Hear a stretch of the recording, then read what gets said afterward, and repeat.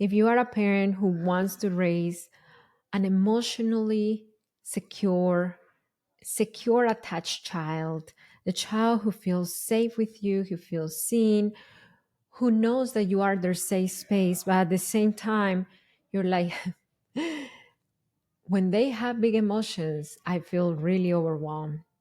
I grew up in a distant environment, and when I see big emotions, it makes my skin burn. I remember one of my clients said that it feels like my skin is burning. I want to get out of my skin. I run away, hide under a rock, hide under my blanket when my autistic son is having meltdowns. If that is you, this is the podcast episode for you.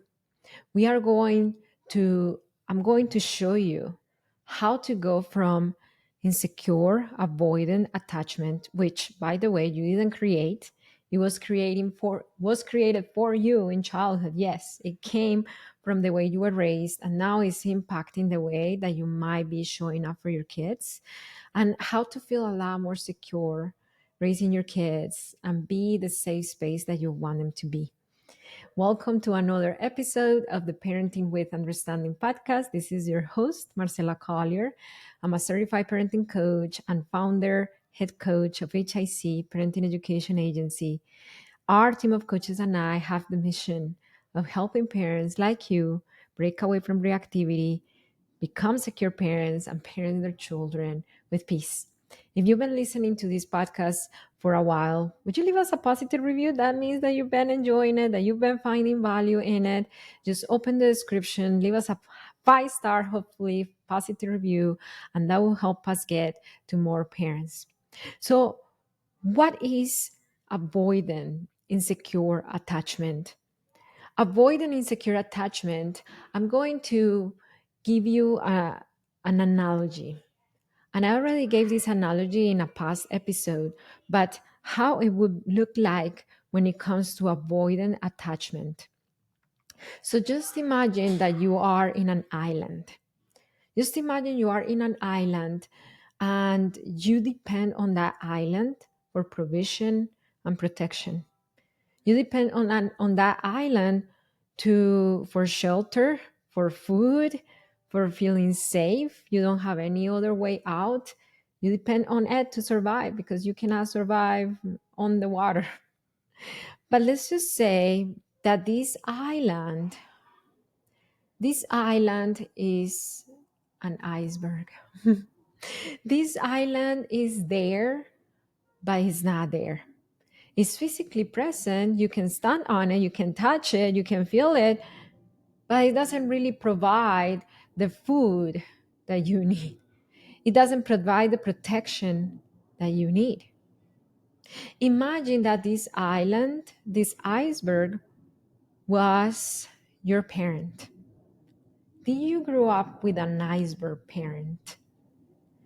This was a parent who was physically there, who was perhaps meeting your physical needs. I mean, you may not have to say you had to go and gather food or go work, or maybe yes, possibly they were meeting your physical needs. There was a roof under your head. You could physically touch them, but you couldn't reach them.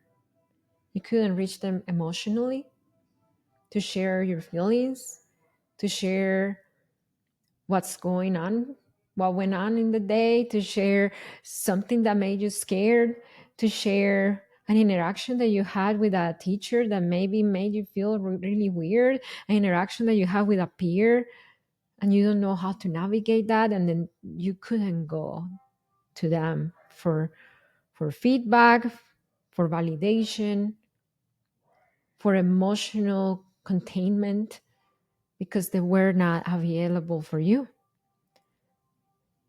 You usually got response such as, I'm busy, or not now, this is not the time and the place, or get over it, you're too old for this, figure it out, or you're too young for this, or I don't want to talk about that, or go talk to your mom, go talk to your dad, go talk to your grandma. If you have an issue with the teacher, talk to them, don't talk to me. Do you get all those things? If yes, say yes in the comments if you're watching. If yes, say yes. And then you grew up feeling emotionally alone and psychologically alone as well, because you did not have a person to share your psychological experiences throughout your years. You went through puberty, you had a lot of body changes, a lot of mood changes, and you did not really have anyone to share what was going on in your head, in your mind, in your psychology, the way you view the world, because they were not available. They were there, but they were not there. They were iceberg parents. If you check all these boxes, it's very possible. This is not a diagnostic tool, it's just information.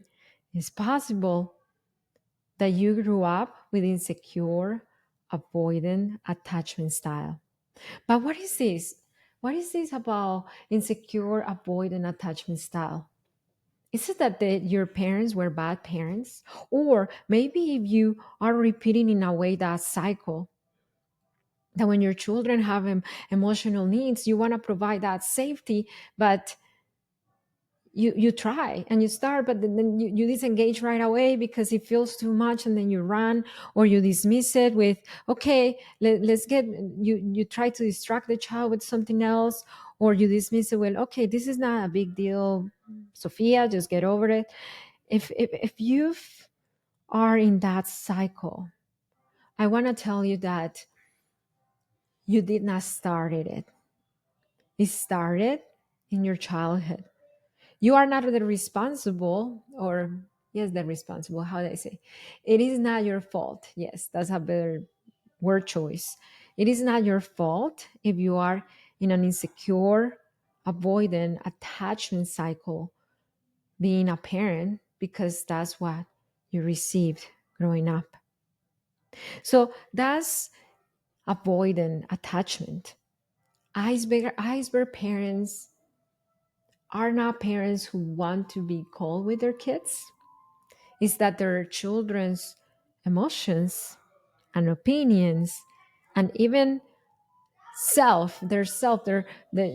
their way of being, their personality feels too much, because growing up they didn't have an emotionally contained person, an emotionally available parent to teach you how to become that emotionally available parent.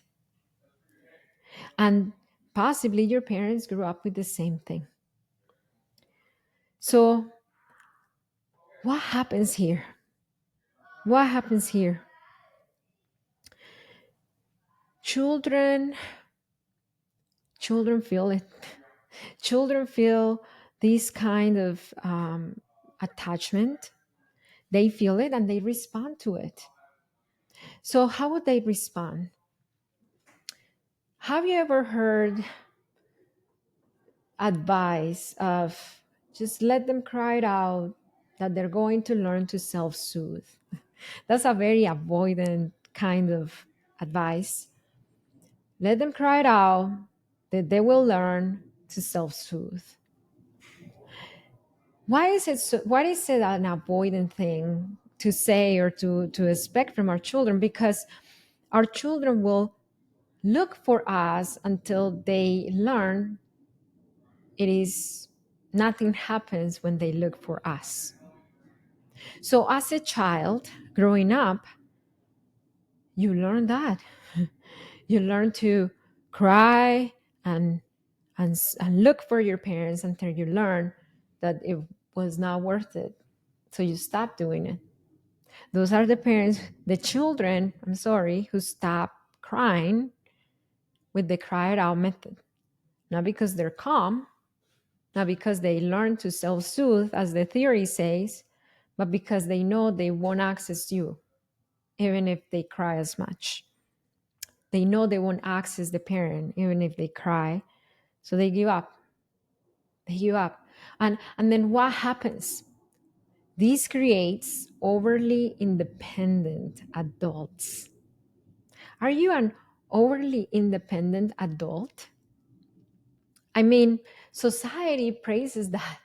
Society sees a strong, independent person and says, "Oh, good for you. Yeah, you have it all figured out." But this is the thing: overly independent people usually come from insecure, avoidant attachment wounds where they felt alone and they learned to figure things out on their own.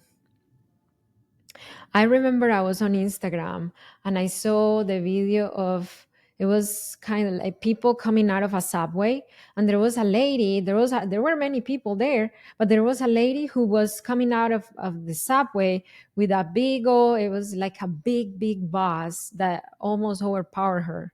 It almost seemed like the box was taking her, not her taking the box. She didn't ask for help. She went up, like with a lot of struggle, she went up the stairs and she did not ask for help. Could it possibly be that she was like, yes, I can do this, I'm okay, if I need help I will get it? Possibly, yes. But it could be as well an example of hyper independence, where she feels that if she looks for help, then she is inconveniencing people. Do you feel that way? If I ask for help, I'm an inconvenience. You learn that in childhood. Children who grow up in insecure attachments patterns, they feel they're an inconvenience for their parents. Did you feel you were an inconvenience for your parents? And then this feeds more the over independence. I don't want to be an inconvenience. That's why I don't ask for help. Or the opposite. I want to ask for help, but I get judged, ridiculed. I fear I will get judged, ridiculed, minimized if I ask for help. Or that would say really bad things about me, about my character. If I ask for help, that means I don't have it together. I'm not a whole person. I'm not good enough. If I ask any of these people help to help me take these bags up the stairs, I fear they may be judging me for inconvenience them or for not being able to do it on my own. An effect of avoidant, insecure attachment. And children who are growing up, unfortunately, there are many children who are growing up under this pattern as we speak. They feel that way. If I ask for help, or if I show my emotions, if I show vulnerability, I'm going to be ridiculed, I'm going to be judged, I'm going to be called you're too sensitive, you're too dramatic, you're too much. So I'm just going to learn to keep it to myself. Children who grew up in avoidant attachment styles, they learn to stuff their emotions down. Do you're an emotional stuffer? You stuff it down, you stuff it down, you stuff it down until boom, you explode with reactivity, with yelling, with snapping, or with burnout.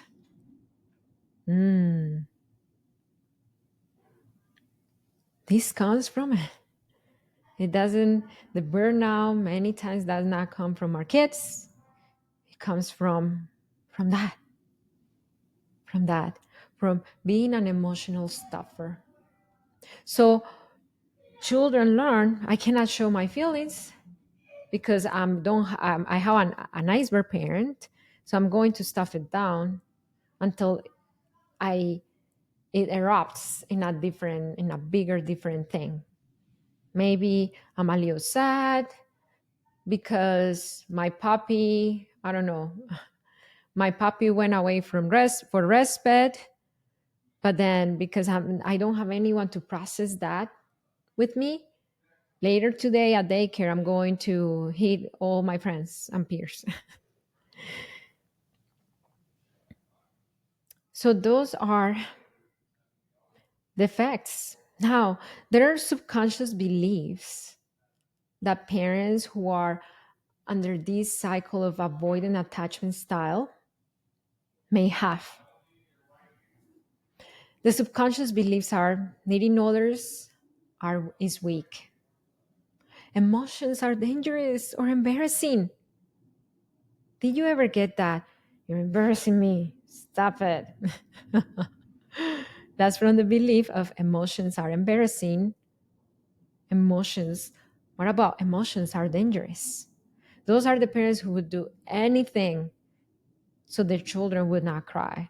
So they offer the lollipop, they offer the moon and the stars, they give in and they buy the expensive toy at the grocery store, even if that was not the plan, to avoid the tantrum because I'm really trying to protect myself from experiencing and witnessing my child in their big emotions because I subconsciously believe emotions are dangerous. Hmm. Did you grow up believing emotions are dangerous? Let's do a little quiz right now. Is anger for you a safe emotion to feel or an unsafe emotion to feel? Is guilt a safe emotion to heal for you, to feel or an unsafe emotion to feel? What about embarrassment? Is that a safe emotion to feel or an unsafe emotion to feel? What about sadness? Is that a safe emotion to feel or an unsafe emotion to feel? So if none of that feels safe, that's a really good indicator that there is an ingrained subconscious, not conscious, subconscious belief that emotions are dangerous. And that belief comes a lot of the times from avoidant, insecure attachment when your parents gave you that indirect message that emotions are dangerous to feel. Another subconscious belief that avoidant attachedly parents, is that the right word? Avoidant attachment parents may have is that if I open up, I will get hurt. So those are the parents who feel really strongly. They might feel at the end of the rope, very tired, but they would not access help. They would not they would not ever consider parenting coaching because if I get into parenting coaching, that's admitting that I'm failing as a parent, that's the belief. They would never or they would hardly voice their needs to their spouse. They're yes sayers to a lot because if I open up, I might get hurt. Or this one, too much closeness will make me lose control. Too much closeness will make me lose control. If that is you, I want to say something. You are a good parent. Being an iceberg parent is not being a bad parent, is because under all that, there is just fear of feeling, fear of witnessing feelings. Let's talk about how we can start getting out of this, how we can start earning secure attachment towards ourselves so we can provide for our children, break away from reactivity, and start parenting our children with peace. The first thing that I want to say is that I teach a 4-step system to all my coaching clients to earn secure attachment. And if you want the deeper version, how better way to say, like a deeper version of how to get out of insecure attachment and start being the secure parents for our kids, I have a free class that you can access right now on my website, hicparenting.com, hicparenting.com. If you are watching from YouTube or other platforms, you might see in the description below. But on this class, I share with you the system that helped me and 14,151 of our clients in HIC parenting break away from reactivity and parent with peace. But let's talk about how to get out of it in a more condensed version for the sake of time here. So your nervous system learned to survive by pushing, stuffing down emotions and avoiding emotional closeness by not being emotionally available. The way to start getting out of that is to start building our window of tolerance to emotions. And I'm going to give you a few practical ways. Number one, practice staying present when emotions arise. I know that your skin wants to burn. And then your nervous system tells you emotions are not safe. You need to stop the meltdown right away. You're embarrassed. You're an embarrassment. Everybody's judging you.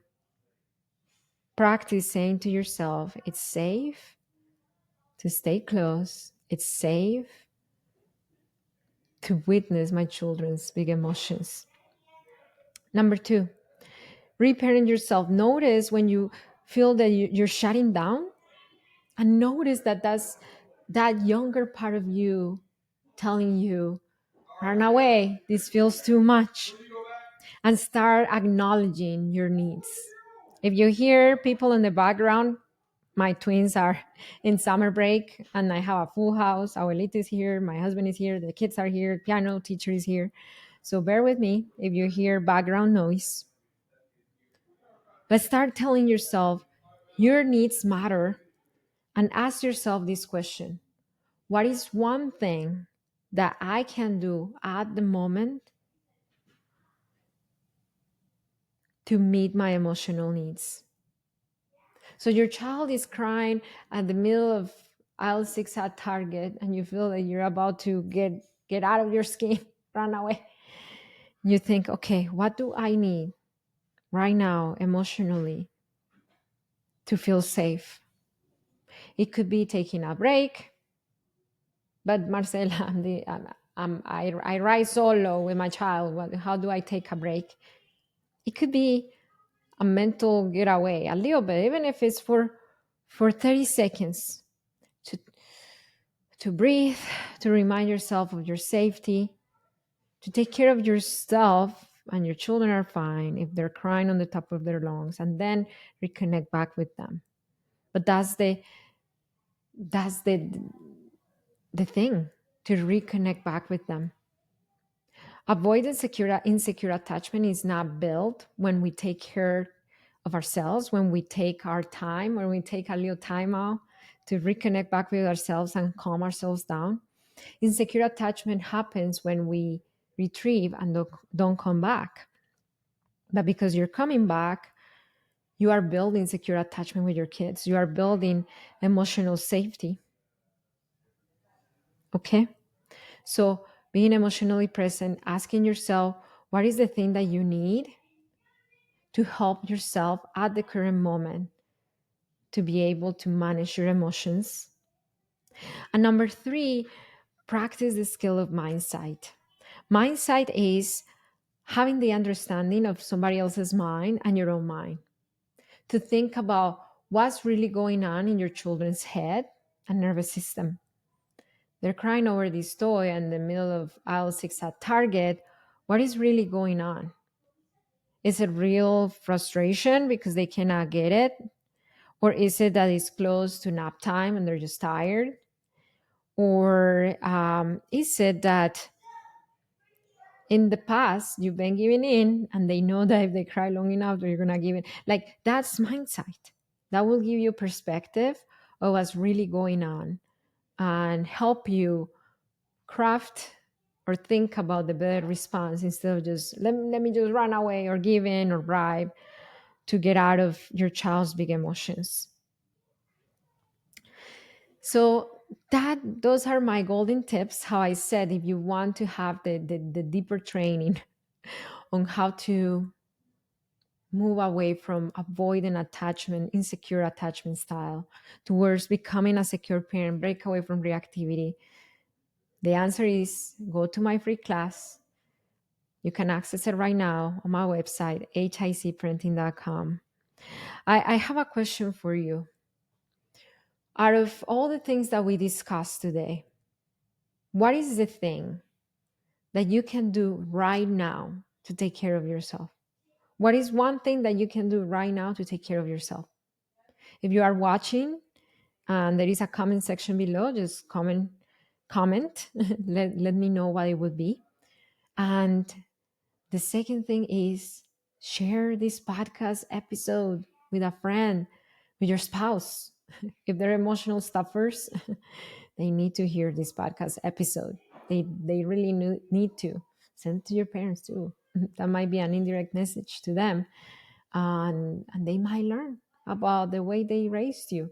Send it to your parents and to your spouse or to another parent friend who needs to hear this message. And remember that it only takes understanding of yourself and of your children's needs to raise secure children. I'll see you next time.